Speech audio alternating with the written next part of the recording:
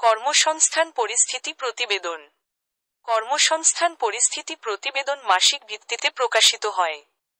আপনি সম্ভবত লোকেদের এটিকে বিভিন্ন নামে ডাকতে শুনেছেন, কর্মসংস্থান প্রতিবেদন, চাকরির নম্বর এবং নন ফার্ম বেতন, কিন্তু তারা সব একই বিশাল প্রতিবেদন উল্লেখ করে, কর্মসংস্থান পরিস্থিতি। এতে কর্মসংস্থান প্রতিবেদনের একটি ঝুড়ি রয়েছে, যেমন বেকারত্বের হার, গড় ঘন্টায় আয়, এবং non farm payroll (NFP) report. Non farm payroll রিপোর্টটি তর্কাতীতভাবে ফরেক্স মার্কেটের সবচেয়ে বড় মার্কেট মুভারগুলির মধ্যে একটি। আপনি যদি এমন একটি প্রতিবেদন খুঁজছেন যা প্রচুর অস্থিরতা তৈরি করে, তবে এটি আপনার জন্য। কর্মসংস্থান পরিস্থিতি প্রতিবেদন মার্কিন চাকরির বাজারের অন্তর্দৃষ্টি প্রদান করে, যেমন নন ফার্ম বেতনের মাসিক পরিবর্তন, বেকারত্বের হার, কাজের ঘন্টা এবং গড় আয়। এমপ্লয়মেন্ট সিচুয়েশন রিপোর্টের লক্ষ্য মার্কিন যুক্তরাষ্ট্রে পূর্ববর্তী মাসের কর্মসংস্থানের অবস্থার একটি পুঙ্খানুপুঙ্খ চিত্র তুলে ধরা, প্রধানত এখন কত লোক কাজ করছে, কত মানুষ কাজ খুঁজছে, মানুষ কত বেতন পাচ্ছে, মানুষ কত ঘন্টা কাজ করছে। কর্মসংস্থান পরিস্থিতি দুটি পৃথক প্রতিবেদন নিয়ে গঠিত। একটি স্থাপনা সমীক্ষা যা নন ফার্ম বেতন, কাজের সময় এবং মজুরি ডেটার জন্য প্রায় 697,000টি কাজের সাইট ট্র্যাক করে। 2. আনুমানিক 60,000 পরিবারের একটি সমীক্ষা, বেকারত্ব এবং অসংগঠিত স্ব-কর্মসংস্থানের তথ্য উপস্থাপন করে। এই সমস্ত তথ্য একাধিক জনসংখ্যা জুড়ে বিভক্ত করা হয়েছে। এটা অনেক বেশি, তাই অধিকাংশ মানুষ শুধু সারাংশ যা প্রতিটি রিপোর্টের সাথে থাকে। কর্মসংস্থান পরিস্থিতি প্রতিবেদনে কি ফোকাস করতে হবে?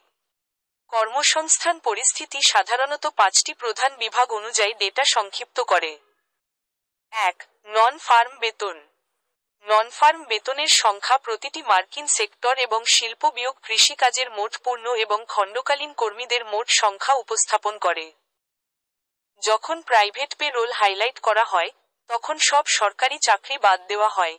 যখন ম্যানুফ্যাকচারিং পে রোল হাইলাইট করা হয়, তখন এটি শুধুমাত্র ম্যানুফ্যাকচারিং কাজকে বোঝায়। 2. বেকারত্বের হার। বেকারত্বের হার আপনাকে শ্রমশক্তিতে বেকার লোকের শতকরা হার বলে। মনে রাখবেন, এটি শুধুমাত্র সেই ব্যক্তিদের গণনা করে যারা সক্রিয়ভাবে চাকরি খুঁজছেন। 3. গড় ঘন্টায় আয়। গড় ঘন্টায় উপার্জন আপনাকে বলে যে মার্কিন শ্রমিকরা কত বেতন পাচ্ছেন। 4. গড় কর্ম সপ্তাহ। কাজের সপ্তাহের গড় পরিসংখ্যান আপনাকে এক সপ্তাহে কত ঘন্টা কাজ করেছে তা বলে। 5. অংশগ্রহণের হার। অংশগ্রহণের হার আপনাকে বলে যে কত শতাংশ লোক হয় কাজ করছে বা কাজ খুঁজছে। কারণ এটি এমন লোকেদের শতাংশ উপস্থাপন করে যারা কাজ করছে না, এটি আপনাকে বেকারত্বের হার আরও ভালোভাবে বুঝতে সাহায্য করতে পারে। কেন কর্মসংস্থান পরিস্থিতি গুরুত্বপূর্ণ? একটি শক্তিশালী, ক্রমবর্ধমান অর্থনীতির অর্থ সাধারণত কর্মসংস্থান বাড়ছে। আরও বেশি লোক কাজ করার অর্থ হল আরও বেশি লোকের বেতন চেক রয়েছে, যার অর্থ সাধারণত পণ্য এবং পরিষেবাগুলিতে বেশি ব্যয় হয়। কর্মসংস্থান পতনের অর্থ সাধারণত অর্থনীতি মন্থর বা হ্রাস পাচ্ছে। কম লোক কাজ করার অর্থ হল কম পেচেক সহ কম লোক, যা কম খরচের দিকে পরিচালিত করে। যখন কর্মসংস্থানের মাত্রা পরিবর্তিত হতে শুরু করে, বিনিয়োগকারীরা, সরকারি নীতি নির্ধারক এবং কেন্দ্রীয় ব্যাংক কর্মসংস্থানের তথ্যের প্রতি গভীর মনোযোগ দিতে শুরু করে।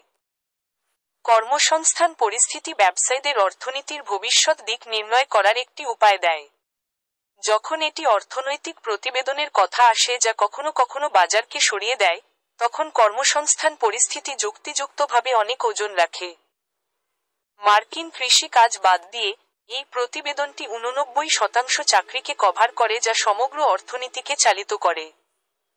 মার্কিন অর্থনীতির প্রায় সব সেক্টরে কর্মসংস্থান সংক্রান্ত সাম্প্রতিক তথ্য প্রদানের পাশাপাশি, প্রতিবেদনটি অর্থনীতির অন্যান্য দিকগুলির সম্ভাব্য প্রবণতা পূর্বাভাস দিতেও ব্যবহার করা যেতে পারে। সবাই এই প্রতিবেদনটি ঘনিষ্ঠভাবে দেখছে। তারা সংখ্যাগুলির প্রতি গভীর মনোযোগ দেয়, প্রকৃত সংখ্যাগুলি, ঐক্যমত্য পরিসংখ্যানগুলি মিস করে বা হারায় কিনা তা দেখার জন্য অপেক্ষা করে। যেহেতু সবাই এটিকে ঘনিষ্ঠভাবে দেখে, প্রতিবেদনটি আসলে যা বলে না কেন এটি হিংসাত্মকভাবে চলে। যাই হোক, যেহেতু কর্মসংস্থান পরিস্থিতি কর্মীদের সংখ্যা থেকে শুরু করে তারা কতটা উপার্জন করছে সবকিছুই কভার করে, এটি এই প্রতিবেদনটিকে অনুমান করার জন্য একটি শক্তিশালী হাতিয়ার করে তোলে যেখানে অর্থনীতির দিকে যাচ্ছে। চাকরির প্রতিবেদন আপনাকে সামগ্রিক মজুরি বৃদ্ধি নির্ধারণে সহায়তা করতে পারে।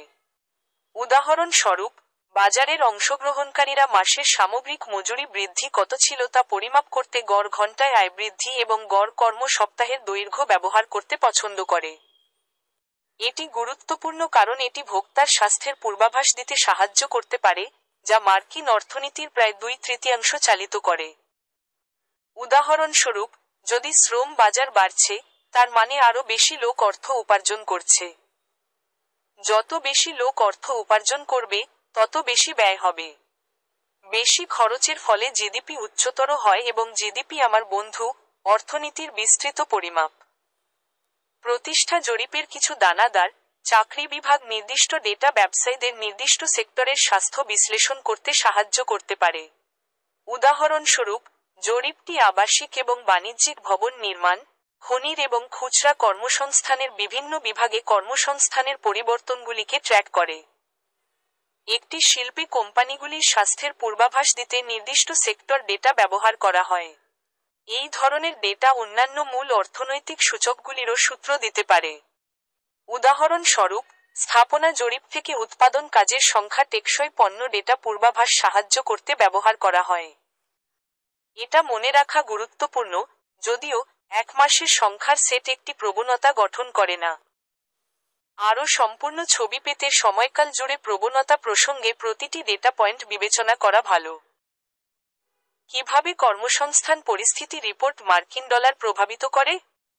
মাসিক এমপ্লয়মেন্ট সিচুয়েশন রিপোর্ট মার্কিন শ্রম বাজারের একটি ব্যাপক ওভারভিউ প্রদান করে। সাধারণভাবে বলতে গেলে, যদি কর্মসংস্থান পরিস্থিতি ইতিবাচক হয়, ক্রমবর্ধমান এনএফপি, নিম্ন বেকারত্বের হার, তাহলে এটি মার্কিন যুক্তরাষ্ট্রের জন্য ইতিবাচক বলে বিবেচিত হয়। ডলার।